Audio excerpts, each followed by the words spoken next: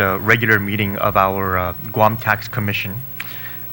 This was formed by Public Law 33-27, and we do have some of the members present here today. This initial meeting is really just going to kind of give us a beginning point of an issue that has had many beginning points.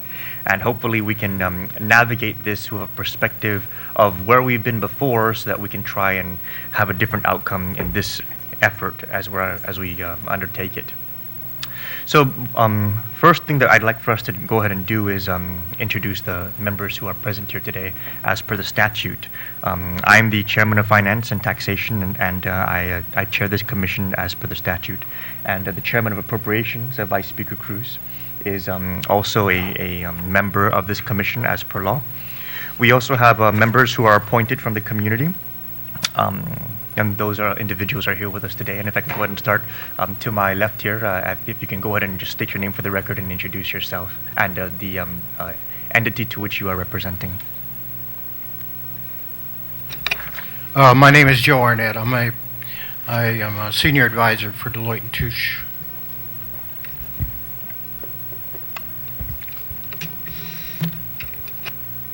And Joe, you are here on the appointed from the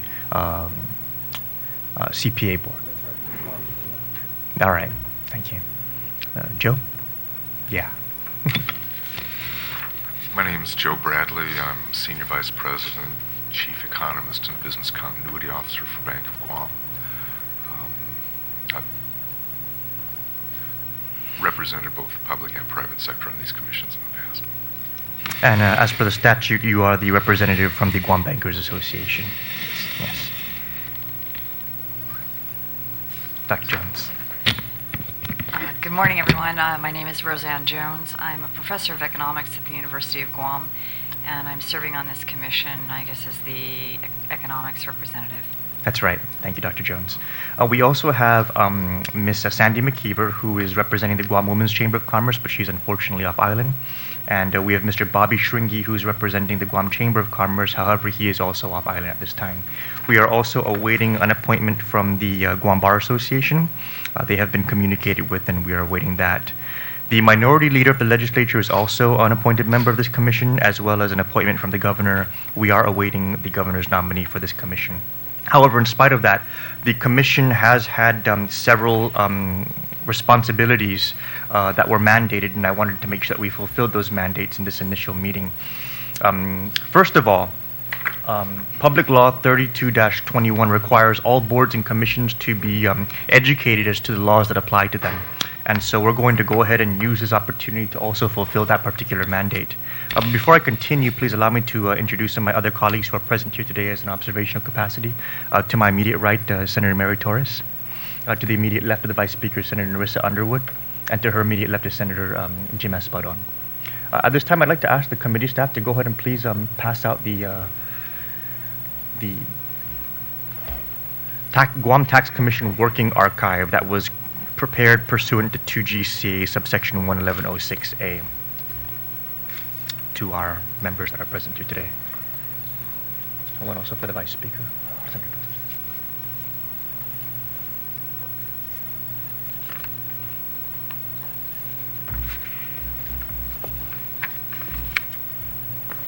If we open up to page 4,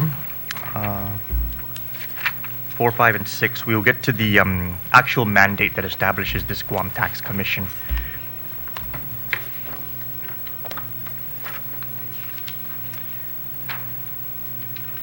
And skipping over the findings and intent, everyone can read that on their own leisure. We've already kind of gone over the membership. The mandate of the Guam Tax Commission is on page 13, duties. And the Commission shall A, compile the records and work products of previous commissions to include the commissions formed under Executive Orders 1986-09, 8706, 2003-04, and Public Laws 2181, 2274, and 2756. We're also required to review Guam's tax structure and tax policies, including tax exemptions and credits, which may include a comparative analysis of such policies in relation to other jurisdictions within the United States. We are to review the procedure and policy options available to the government of Guam with regard to delinking from the U.S. Internal Revenue Code under subsections 1271 of Public Law 99514. We are to review estimates of the fiscal impact of potential changes to Guam's tax structure and policies. We're to develop informational reports and/or recommendations regarding Guam's tax structure and tax policies, procedure and policy options available to the government of Guam with regard to delinking from the U.S. Internal Revenue Code as deemed appropriate by the Commission, and the fiscal impacts of potential changes to Guam's tax structure and policies. We shall develop a uniform tax code for Guam and transmit a copy of any such reports and/or recommendations as adopted by the Commission regarding tax policy to Imagalahin Guahan. We have various authorities over multiple agencies with respect to them being able to communicate to us the information that we may need in order to fulfill these duties that I just enumerated. These authorities extend to the Department of Revenue and Taxation, the Department of the Treasury, the U.S. Department of Treasury, various other federal instrumentalities that we are authorized to communicate with on an official capacity. The administrative support for this commission will be provided by my office in particular on behalf of Legislator Guahan, so please avoid racking up any unnecessary expenses. This office is fully committed to supporting all of the needs of this tax commission with respect to the duties that we have assigned to us under law. Now, that would fulfill our educational requirement with the enabling statute. What we've put together with respect to subsection A of the enabling statute is this working archive that we have here, which is an entire binder of select documents that were pulled out of the thousands and thousands and thousands of pages of documented history of the previous works of prior tax commissions.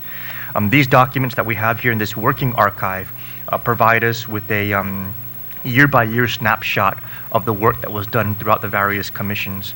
And if I may call everybody's attention to the archive, in particular, what we did was we went back and interviewed every member that we could possibly interview of the previous tax commissions who was available for an interview and willing to have it actually documented for this archive.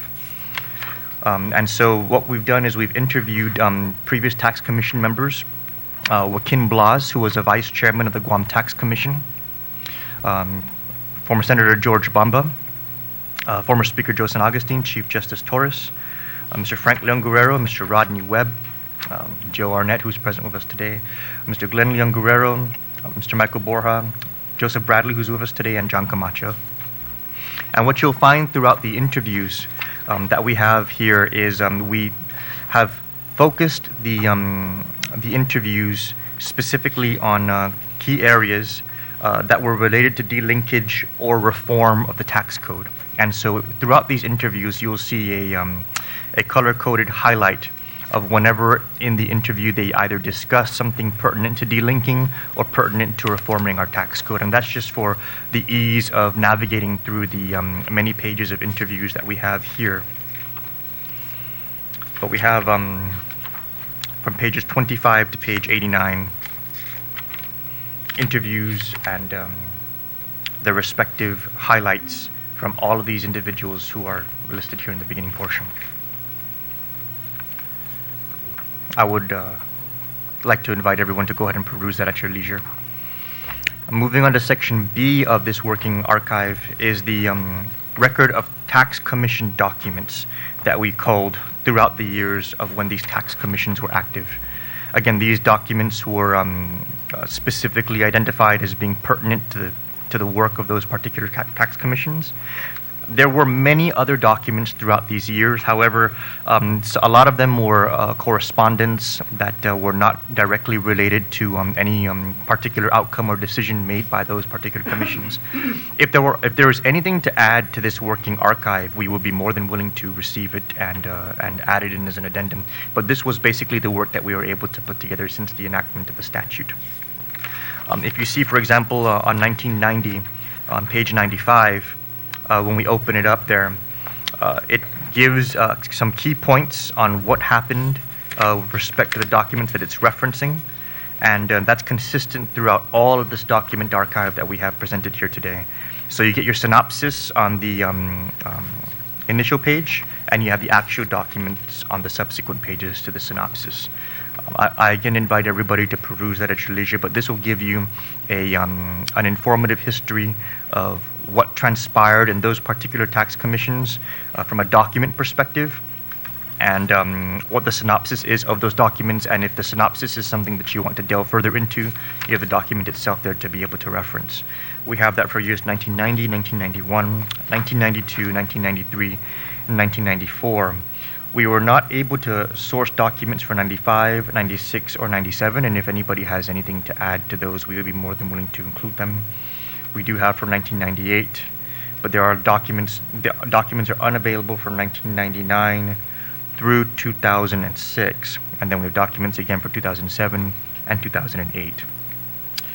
This is the absence of documents for these particular years underscores the reason why we included in the mandate the formulation of this archive, because we need to have a reference point if we're going to be able to know where we're going and what is directing the next course of action that the Commission is going to recommend.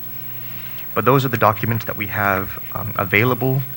Again, if there are any additional documents to add, those would be more than welcome. We concluded with stating what the limitations were of crafting this working archive. And we did provide DVD copies of all of the interviews that were conducted. But this basically fulfills the mandate that we prepare a working archive for everybody to be able to reference as we continue the work of the Guam Tax Commission.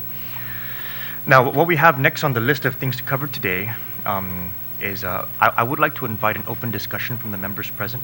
That way we can get some more historical perspective, if any, and some guidance on how the members present may like for us to proceed. Just a quick synopsis of what my findings were with respect to creating this archive. We found a lot of commingling in the discussion of the issue of delinkage and reform. And what we found was that the more reform became the primary topic, the primary work of the Commission, the less likely delinkage actually was able to move forward. What I'm hoping we can consider as a Commission is perhaps not approaching the topic of reform until we have concluded whether or not delinking is something that we actually want to move forward as an option for the island and the government of Guam.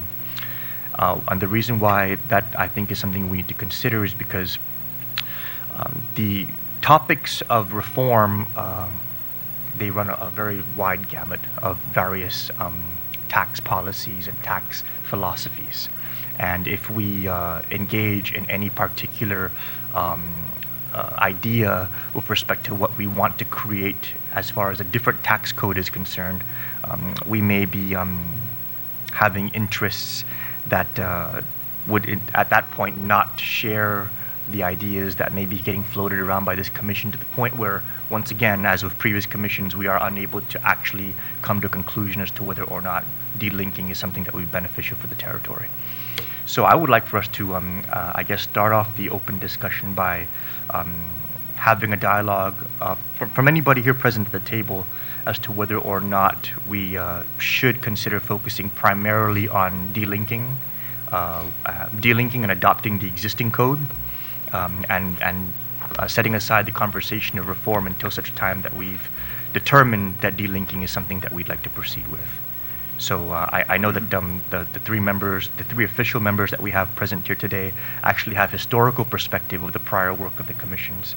So if you guys can shed some light on some of your previous work and whether or not you share the idea that we should focus primarily on delinking and not get into the subject of reform until we've decided that delinking is something that should be moved forward for the territory. So at any time, if anybody would like to chime in. Joe. Thank you. I agree with you that we should take a look at the concept of separating ourselves from the U.S. Internal Revenue Code in advance of reform discussions, only because by electing to do that, you've given yourself the greatest possible latitude for making that reform. You're currently, as we're situated now, the law prevents us from making any changes to the income tax laws of Guam. That can only be done by Congress. So once you decide that it is in everyone's best interest to delink, then we can talk about what's next. A wholesale reform of our tax system, a partial reform of our tax system, something that follows the U.S. Internal Revenue Code. All those discussions can be had once the decision to move away from our connection with the U.S. Treasury Department, with the U.S. government, on how our income tax system is run. Thanks, Joe. Anyone else? Joe? Joe Bradley. Thank you, Senator. My perspective has always been, and will continue to be, that the Internal Revenue Code, which we mirror under Section 31 of the Organic Act, is designed for a large, resource-rich, industrialized, and relatively closed economy. And we are none of those. We are a small, relatively resource-poor, unindustrialized, and wide-open economy. There are, 79,000 pages now in the IRC? Something like that. Plus all the administrative decisions and the court decisions and so forth. A very small fraction of that actually applies to Guam to begin with. And because of that, the Internal Revenue Code is kind of an unwieldy tool for our taxing authorities to wield. And I think we could probably do something better than that. I think it's likely to be a long and involved process going through the reform, but I think that I agree with Joe, I agree with you, Senator, that the first step is to determine whether in fact we should delink. And given that the Internal Revenue Code is not designed for us, in fact, I don't think we're even an afterthought, then my view would be that we should delink for those reasons. Thank you, Senator. I'm relatively new to the larger tax commission. My previous work was with the sales tax and that commission.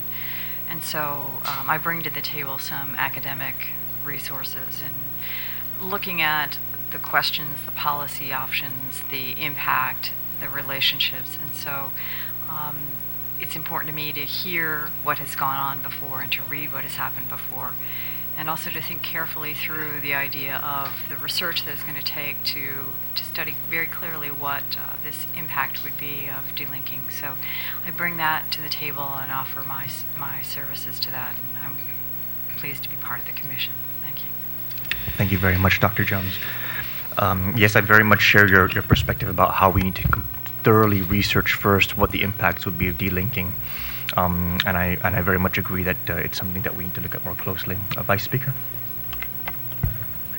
I'm embarrassed to admit that when all these discussions were going on in the 90s, I was in a different building, in a different branch of the government, and so I wasn't following it as closely as I probably should have. But for the two previous members, the one thing I was trying to figure out is, if we were to delink, what would the impact be on Section 30?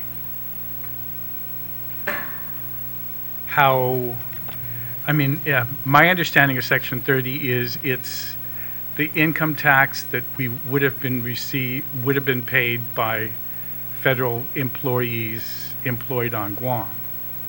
If we have a completely different system, who's going to make that determination, and how do we send the bill to the federal government in a form that they're willing to accept and compensate us $79 million annually? At least that's how much we got this year.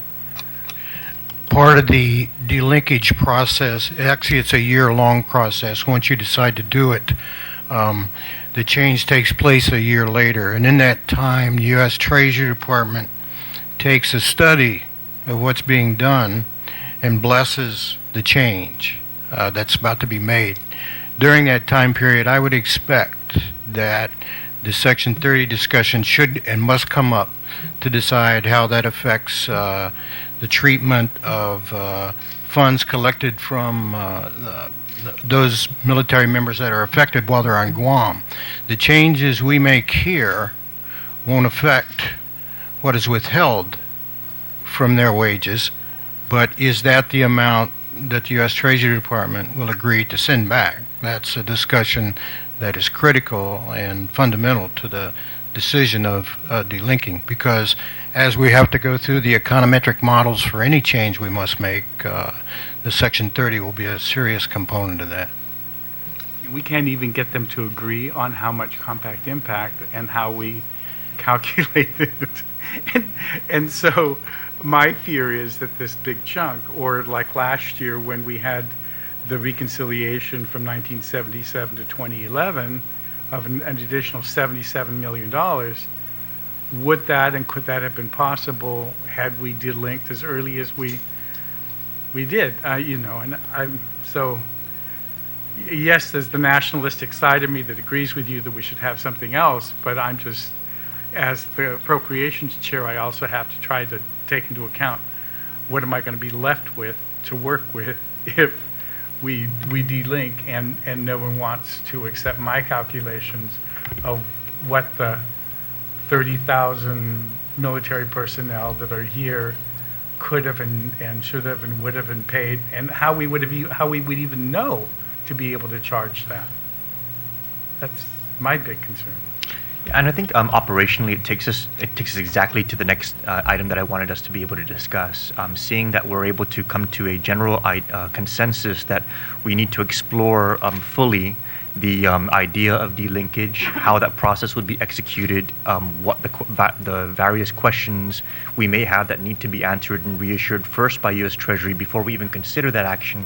I think what we need to do is now organize the commission in a fashion for us to be able to have committees that is able to take on those various tasks.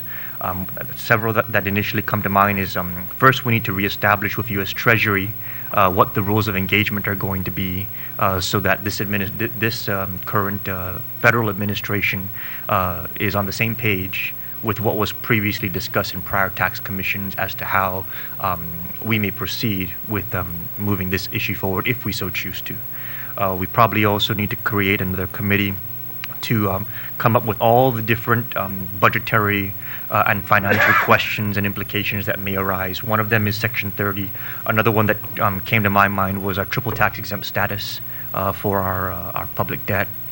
So those are just a few of the big questions that we need to clearly ask and get clear answers from as we explore the question of delinkage. We need to ask the question about enforcement. I mean, we already currently have to enforce our mirror policy, but right now, for example, when it comes to reviewing the confidential tax files of individual taxpayers, that's more of a congressional committee that would look at that versus a legislative committee. Would we now be transferring that responsibility to the local legislature as opposed to the federal government? Those are all just different scenarios that we need to clearly vet before we even decide to delink.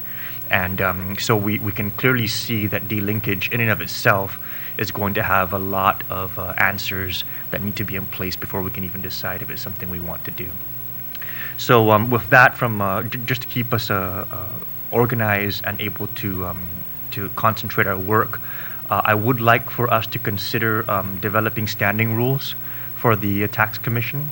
That way we're able to create committees that will focus on these particular areas, and that will also allow us to come up with what we believe is an appropriate standard to actually issue out recommendations from this commission, perhaps a 2/3 majority vote of the members prior to any official finding or recommendation coming from this commission versus a simple majority or even an act of the chair. Those different things. And so with the permission of the commission, I would like to begin the drafting of these standing rules and committees under the framework that it will be for us to explore delinkage only and not not touch on the subject of reform until after we've committed that initial piece of work.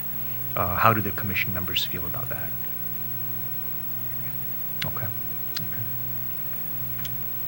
So I guess that'll be the next order of business that we will get to as far as the administrative support of the committee.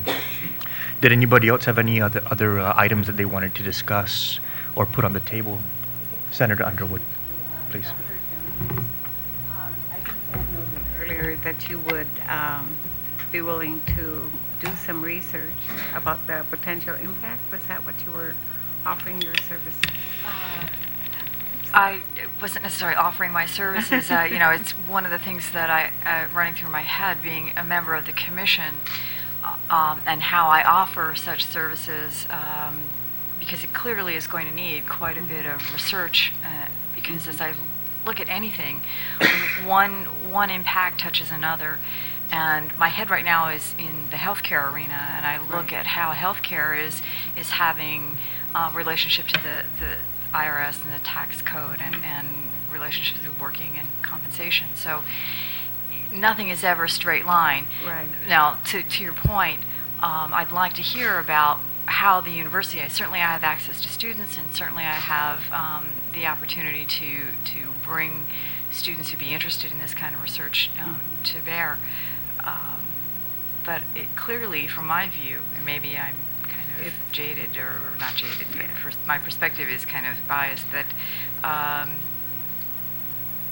it's going to need a lot of support and to carry this out, and analysis and looking at the entire system, and where just Section 30 is just one. I think we'll probably find many more along the way. Looking at how people return back to the mainland states, the coming and going of our workforce.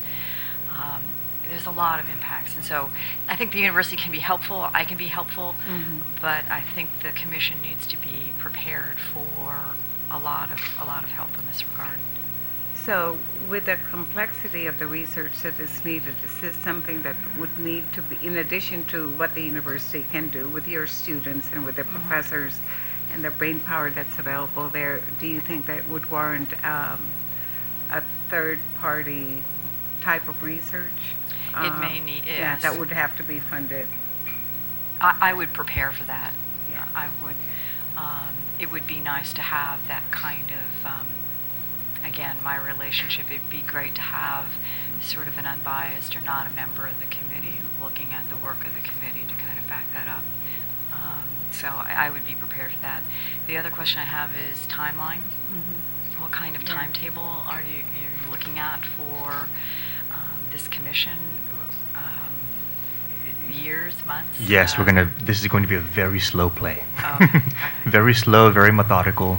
One of the reasons why I'm grateful for all of you being willing to be members of this commission is because your expertise in this community is very established, and being able to have your eyes on the work that we're doing here, and for us to set a high bar in order to move forward will give us a lot of reassurances that we're not being reckless or failing to dot our I's or cross our T's with respect to what potential impacts may arise as a result of any kind of action that we take that deviates from the status quo. So yes, so we're not setting a fast track timeline on this whatsoever, and that's why I think the priority for us should be to clearly identify what area of this mandate we're going to be looking at, which is going to be delinkage, to clearly creating within the commission the operational framework to fully vet delinkage in particular with the various committees.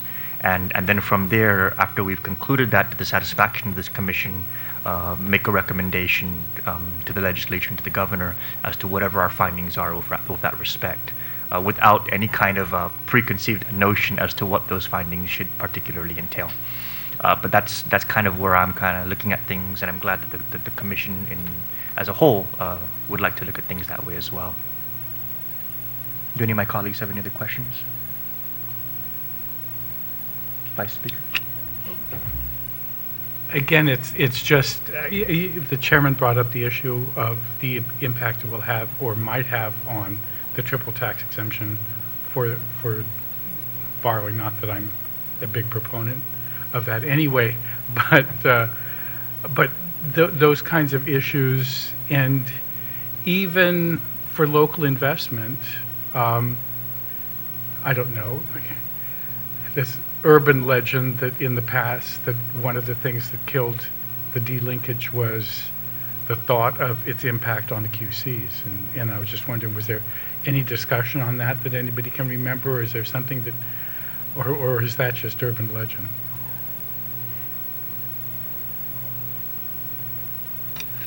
I don't recall any discussion regarding the QCs on the determination of whether we should delink or not. I'm not sure the discussion really got that far. Okay. Okay.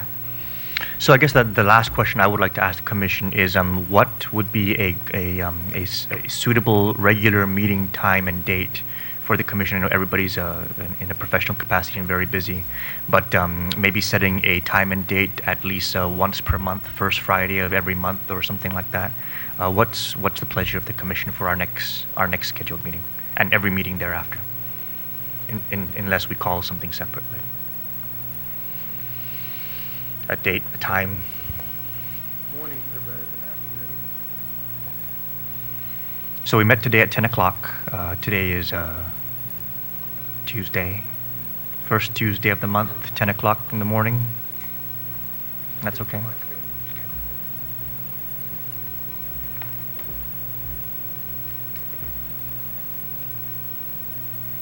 Okay. So on our next meeting will be for the next Tuesday of the first Tuesday of November.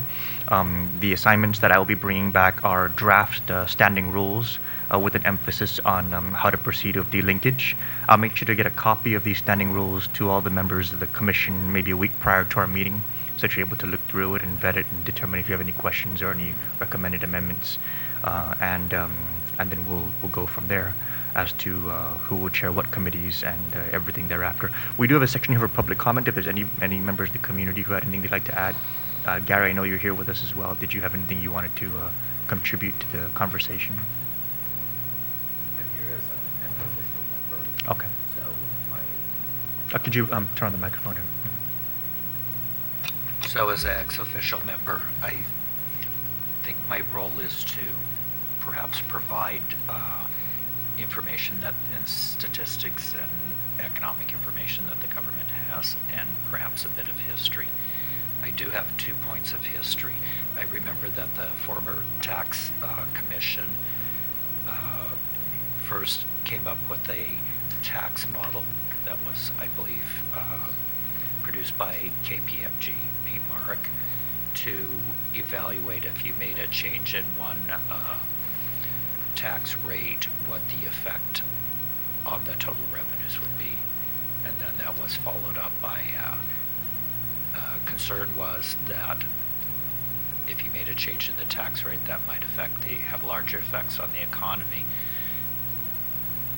not reflected in a static tax model. So then there was a econometric model developed by KPMG for the Tax Commission. Thank you, Gary. Those are both reform items. Yeah. So, and that's when we reviewed the history. One of the things that we found was actually that conversation was kind of what really started a hornet's nest in commission work with respect to being able to move anything forward at that point, because a lot of the dialogue became differences in philosophy with respect to how those reform actions might actually play out for the community. So I think that us focusing on the delinkage aspect without commingling the reform question is going to give us a very healthy start. And then from what I understand in reviewing the documents, if we delink, we have to be revenue neutral for a 5-year period. And during that 5-year period, that will give us a very good window to explore reforms, after which time then we can implement those reforms after that 5-year period. So taking it very, very slowly, even if we were to delink and adopt the existing code, maintain the status quo, and separate us from any changes that the federal government may implement in subsequent tax years, everybody would be able to play by the existing rules, so to speak. And those existing rules will be in place for the next 5 years regardless of what the federal government does of their own tax code, after which time we can implement whatever reforms that we determine over that 5-year period. So that's how I kind of see the transition from delinking to reform. But focusing entirely on the delinking question, we do have so many hurdles that we need to clear prior to even getting to that point. But I thank you very much for your presence, Gary. It's going to be very valuable to the work of the Commission. Senator Aspudon, did you have a comment or a question? Not really. I just want to make sure we totally understand, and especially those who might be listening at home, that we're still on the issue of whether or not we want to delink. That's right. Right? So going forward with all these commission meetings and setting up the committees, that really is the primary question that's going to be asked at these meetings. Thank you, Senator. That's right, Senator Aspudon. The entire focus of the Commission after this meeting is going to be strictly on the question of delinkage, whether or not we're going to consider pursuing it based on the findings of this Commission with respect to the impact that delinking may have on various items like Section 30, triple tax exempt status, qualifying certificates, or anything else that we're able to uncover as we go about the work of the Commission with the emphasis on the delinking question. So yes, delinking first. Any other questions or comments, Dr. Jones? More of an administrative question. Sure. It sounds like we're going to need to compile a lot of data and information and briefing documents. And how do we connect with your office to get those documents, including the public law from 1986? It seems like we're going to have the creation of a lot of information, and kind of the meetings will come quickly. And so, looking ahead to the next meetings, who's our point of contact? How do we forward issues and requests for additional information, and how do we do business? Very good question. Yes, thank you, Dr. Jones. The dedicated staffer to this entire effort will be Mr. Julian Jansen, the chief analyst for my office. You can contact my office at 472-6453 or email us at senatornicolas@gmail.com, or just come on in at any time. But Julian's primary function with respect to this commission is to provide 100% of the administrative support and to be a centralized source of contact and coordination, so that we're not having a whole bunch of people touching this and things getting lost or confused. Any other questions or concerns? If not, we'll go ahead and adjourn our first meeting. We'll adjourn at 10:50 this morning. Thank you very much for making time and joining us here this morning.